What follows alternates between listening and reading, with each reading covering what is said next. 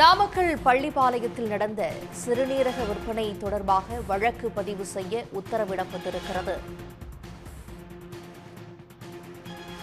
நாமக்கல் பள்ளிப்பாளையத்தில் நடந்த சிறுநீரகம் விற்பனை தொடர்பாக வழக்கு பதிவு செய்ய உத்தரவிடப்பட்டிருக்கிறது. ஐபிஎஸ் அதிகாரி தலைமையில் சிறப்பு புலனாய்வு குழு அமைத்து விசாரிப்பது குறித்து தமிழ்நாடு அரசு பதிலளிக்க உயர்நீதிமன்றம் உத்தரவை பிறப்பித்திருக்கிறது. விவரங்களோடு நமது செய்தியாளர் ரஃபீக் ராஜா இணைகிறார். ரஃபீக் ராஜா, இந்த சிறுநீரக விற்பனை தொடர்பாக நீதிமன்றம் என்னென்ன உத்தரவுகளை பிறப்பித்திருக்கிறது அரசு தரப்பு?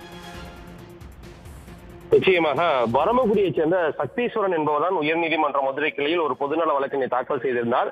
அந்த பொதுநல வழக்கில் திருச்சி, நாமக்கல் பகுதிகளில் கிட்னி சாயப்பட்டைகளில் பணியாற்றக்கூடிய தொழிலாளர்களை ஏமாற்றி கிட்னியை திருடி விற்பனை செய்வதாக முறைகேடு நடந்துள்ளது. தற்போது அது சமூக வெளிச்சத்திற்கு வந்துள்ளது.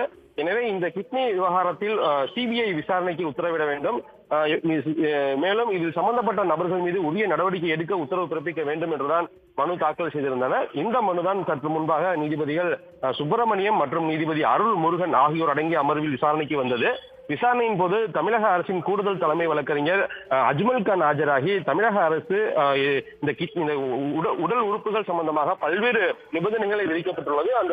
அந்த விதிமுறைகளின்படிதான் உடல் உறுப்புகள் தானமாக பெறப்பட்டு பிறருக்கு பொருத்தப்படுகிறது. இது மட்டுமல்லாமல் தற்போது நடைபெற்ற முறைகேடு என்பது இதுவரை எந்த புகாரும் வரவில்லை. உச்சநீதிமன்றம் பல்வேறு வழக்குகளில் புகார் பெற்றுதான் வழக்கு பதிவு செய்ய வேண்டும் என்று அறிவித்துள்ளது. எனவே இந்த வழக்கை தொடர்ந்து கண்காணிக்கப்பட்டு முறையாக விசாரணை செய்யப்படுகிறது என வாதிட்டார். அதே போல மனுதாரர் தரப்பில் வழக்கறிஞர் ராஜராஜன் ஆஜராகி இந்த வழக்கில் இதுவரை வழக்கு பதிவு செய்யவில்லை என தெரிவித்தார். அதனைத் தொடர்ந்துதான் தற்போது நீதிபதிகள் பள்ளிப்பாளைய சம்பவத்தில் உடனடியாக முதல் தகவல் அறிக்கை, அதாவது எஃப்ஐஆர் ஃபைல் பண்ண வேண்டும்.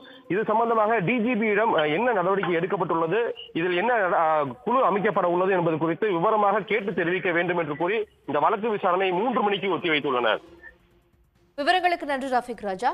உடனுக்குடன் செய்திகளை தெரிந்து கொள்ள சன் நியூஸ் பெல் ஐகானை கிளிக் பண்ணுங்க.